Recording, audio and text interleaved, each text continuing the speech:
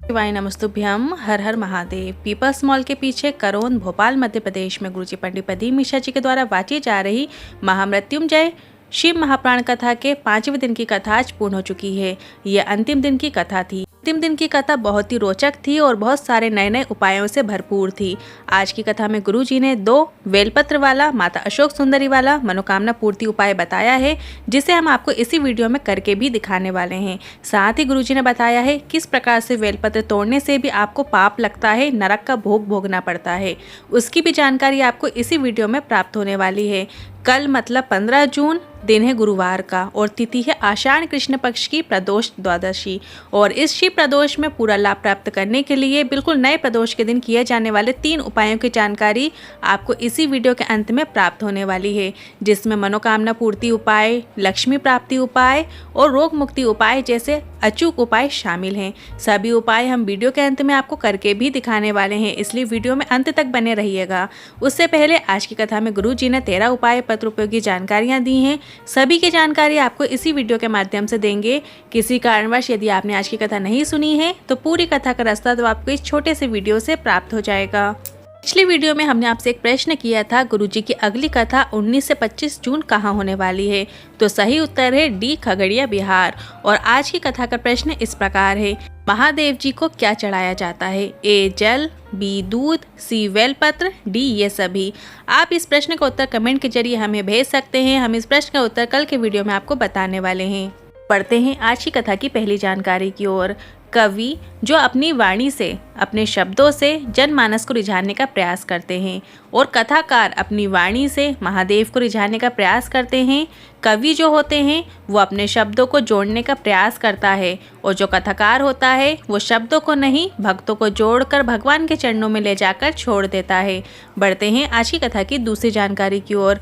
बढ़ते हैं आज की कथा की दूसरी जानकारी की ओर। गुरुजी ने कहा, कई बार आपके मन में आ जाता होगा कि पड़ोस वाले का जो घर है वो 4 मंजिल का बन गया, उसके घर गाड़ी आ गई, रिश्तेदार के लड़के की नौकरी लग गई, रिश्तेदार का जीवन आगे बढ़ता चले जा रहा है और मैं पीछे रह गया। ऐसा आपके मन में ख्याल आता होगा तो आपको कभी भी ईर्ष्या नहीं करना है। जितनी ईर्ष्या आती है उतना 1 लोटा जल शंकर भगवान की शिवलिंग पर आपको चढ़ाना शुरू कर देना है। 1 बेलपत्र और 1 चावल का दाना अर्पित करना शुरू कर दो और यह निश्चितता है भोलेनाथ भी आपको एक दिन उससे ऊपर, उससे अच्छा पद जरूर प्रदान करेंगे। बढ़ते हैं आज की कथा की तीसरी जानकारी की ओर। बेलपत्र चढ़ाने के तरीके गुरुजी ने बताए हैं। सबके बच्चों की नौकरी लग रही है और यदि मेरे बेटे की नौकरी नहीं लग रही है तो ऐसे में भी शिवलिंग पर बेलपत्र अर्पित करने का एक विशेष तरीका होता है। आपको बेलपत्र शिवलिंग पर अर्पित करना है, पर इस बेलपत्र पर आपको पीला चंदन या फिर एक अक्षत चावल का दाना रख देना है और इस बेलपत्र को आपको शिवलिंग पर इस प्रकार से अर्पित करना है कि बेलपत्र की डंडी जलाधारी की ओर हो। ये उपाय का पूरा लाभ प्राप्त करने के लिए इस उपाय को भी आप 15 जून शिव प्रदोष में करके अधिक से अधिक लाभ प्राप्त कर सकते हैं। बढ़ते हैं आज की कथा की चौथी जानकारी की ओर। भारती जी पत्र लेकर आई, मेरा बेटा 3 साल का है, बीमार हो गया और डॉक्टर को दिखाया तो डॉक्टर ने बताया पेट की आंतें आपस में उलझ गई हैं, इसका ऑपरेशन करना पड़ेगा। हमने 5 दिन का समय मांगा और ऑपरेशन के लिए पैसा जुटाने लगे और पशुपतिनाथ व्रत भी शुरू किया और शिवलिंग पर चढ़ा जल देना हमने शुरू किया और 5 दिन बाद फिर से जांच हुई और डॉक्टर ने ऑपरेशन की मना कर दिया है। बच्चा ठीक हो चुका है। उसी का आभार व्यक्त करने कथा पंडाल में आए हैं। बढ़ते हैं आज की कथा की 5वीं जानकारी की ओर। जिंदगी में एक प्रयास जरूर करना कि जब कभी मौका मिल जाए, बारिश का मौसम शुरू हो जाए तो 1 बेलपत्र का पौधा, 1 बेलपत्र का वृक्ष जरूर लगाना। अगर किसी को भी उस वृक्ष की छाँव मिल जाएगी तो उसका जीवन का कल्याण हो जाएगा। और यदि कभी इतना मौका लग जाए कि उस बेलपत्र की वृक्ष की जो बेलपत्र है वो शंकर भगवान की शिवलिंग पर चढ़ जाती है तो उससे भी आपका कल्याण अवश्य ही होता है। बढ़ते हैं आज की कथा की 6वीं जानकारी की ओर। 1000 अश्वमेघ यज्ञ कर लो, 1 लाख सर्वश्मुख यज्ञ कर लो, सारे तीर्थ कर लो, लाखों एकादशी के व्रत कर लो, हजारों गोदान कर लो, शालिग्राम का सोने का मुकुट प्रदान कर दो। इन सब से जो फल प्राप्त होता है उतना फल आपको शिवलिंग पर 1 बेलपत्र अर्पित करने से प्राप्त हो जाता है। पर बेलपत्र आपको ऐसे बेलपत्र के पेड़ से तोड़ना है जिसकी छांव आप पर पड़ रही हो। आप अपने दोनों हाथ ऊपर करके खड़े हो जाओ तो वह वृक्ष आपसे बड़ा होना चाहिए, आपके दोनों हाथों में भी वो छुआना नहीं चाहिए। ऐसे वृक्ष से ही बेलपत्री तोड़ी जाती है। और अगर आप छोटे वृक्ष या पौधे से बेलपत्र तोड़कर शिवलिंग पर अर्पित करते हैं तो उल्टा आपको पाप लगता है। बढ़ते हैं आज की कथा की 7वीं जानकारी की ओर। यहाँ कई लोग ऐसे बैठे हैं जो सावन का महीना आता है उसमें बेलपत्र के पेड़ की पूरी डगाल तोड़कर ले आते हैं, डाली तोड़कर ले आते हैं और मोहल्ले में बेलपत्र बांट भी रहे हैं। तो सब बोलते होंगे कि कितना अच्छा है, देखो बेलपत्र बांट रहा है। बल्कि ऐसा कुछ नहीं है, उसे ना जाने कितने नरकों के भोग भोगना पड़ेगा बेलपत्र की डाली तोड़ने की वजह से। उसके जो आने वाली संतान की वृद्धि है वो तो हो जाएगी, पर उसके बाद वाली जो संतानें हैं उसकी वृद्धि भी रुक जाती है। बढ़ते हैं आज की कथा की 8वीं जानकारी की ओर। बेलपत्र को तोड़ने का एक नियम होता है। बेलपत्र की हमेशा पत्ती तोड़ी जाती है, डगाल नहीं तोड़ी जाती। आप वहाँ से एक एक करके बेलपत्र तोड़ सकते हैं। और बेलपत्र तोड़ने का जो नियम है वो चतुर्थी, अष्टमी, नवमी, चतुर्दशी और अमावस्या तिथि पर बेलपत्र बिल्कुल भी ना तोड़िए। साथ ही तिथियों में संक्रांति काल और सोमवार को भी बेलपत्र नहीं तोड़ना चाहिए, इस बात का आपको ध्यान रखना है। बढ़ते हैं आज की कथा की 9वीं जानकारी की ओर। गुरुजी ने आज फिर एक बिल्कुल नए उपाय बताया है जिसकी जानकारी दी है। गुरुजी ने कहा है जीवन में बहुत परेशानियां चल रही हो, कुछ समझ में नहीं आ रहा हो, कोई रास्ता दिखाई नहीं दे रहा हो और कोई मनोकामना यदि लंबे समय से भी पूरी नहीं हो रही है तो आपको इस उपाय को करना है। एक बेलपत्र आपको लेना है और माता अशोक सुंदरी की जगह पर अर्पित करना है। और माता अशोक सुंदरी पे जब आप बेलपत्र अर्पित करेंगे तो जो बेलपत्र की डंडी का मुख है वो शिवलिंग की ओर होना चाहिए, जैसा कि आप वीडियो में देख सकते हैं। और जो दूसरी बेलपत्र है शिवलिंग पर जहाँ से बैठकर आप बेलपत्र अर्पित कर रहे हो वहाँ से डंडी आपके ठीक विपरीत दिशा में होनी चाहिए।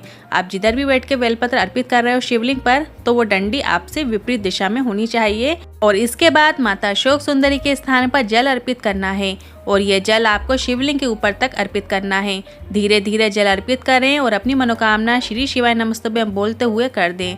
जल आपको ऐसे अर्पित करना है कि अशोक सुंदरी के स्थान से जल अर्पित करते करते पूरा आपको शिवलिंग के ऊपर अर्पित कर देना है। इस खास विशेष तरीके से आपको शिवलिंग पर जल अर्पित करना है। गुरुजी ने कहा है कि 3 माह के बाद आपका खुद पत्र आएगा आपको क्या प्राप्त हुआ है।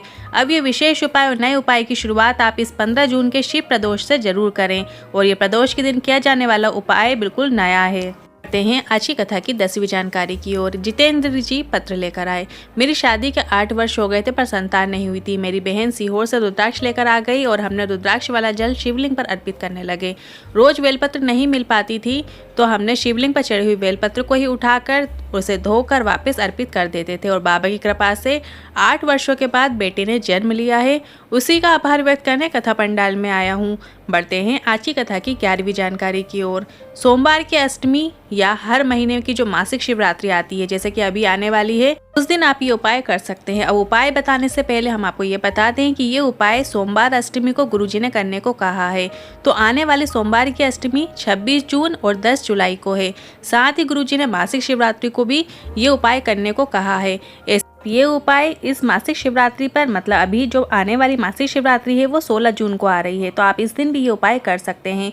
आपको कहीं से देसी गाय का दूध प्राप्त कर लेना है और देसी दूध को आपको अपने कटोरी में रख लेना है और उस दूध को बेलपत्र से लेकर एक एक बूंद अपने घर के शिवलिंग पर या आप ये उपाय मंदिर में भी जाकर शिवलिंग पर कर सकते हैं या आप घर में भी ये उपाय कर सकते हैं। आपको दोनों में से जहाँ उचित लगे वहाँ आप ये उपाय कर सकते हैं।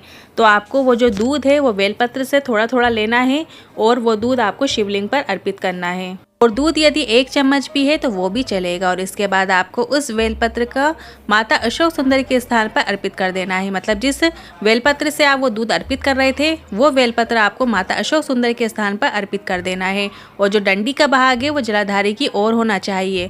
बस आपको इतना ही करना है, कार्य में सफलता मिलती है। अब ये उपाय आप किसी भी कार्य की सिद्धि के लिए कर सकते हैं, एग्जाम या परीक्षा में सफलता प्राप्त करने के लिए भी कर सकते हैं, पर आपको शिव पर विश्वास के साथ साथ अपने ओर से भी पूरा क्रम करना है, मेहनत करनी है। भोलेनाथ की कृपा से आपको सफलता जरूर मिलेगी। अब बढ़ते हैं आज की कथा की 12वीं जानकारी की ओर। एक चावल का दाना जब अशोक सुंदरी माता के स्थान पर चढ़ाया जाता है। अब ये उपाय पुरुष या स्त्री कोई भी कर सकता है। आपके शरीर में यदि कहीं भी गांठ पड़ गई हो तो पुरुष या स्त्री दोनों ये उपाय कर सकते हैं। जिस माता के गर्भाशय में गांठ हो गई हो, गर्भाशय में गठान हो गई हो, डॉक्टर ने ऑपरेशन की बोल दिया हो, या आपके शरीर में कहीं पे भी गांठ हो गई हो, डॉक्टर ने ऑपरेशन की बोल दिया है, तो भी आप ये उपाय कर सकते हैं।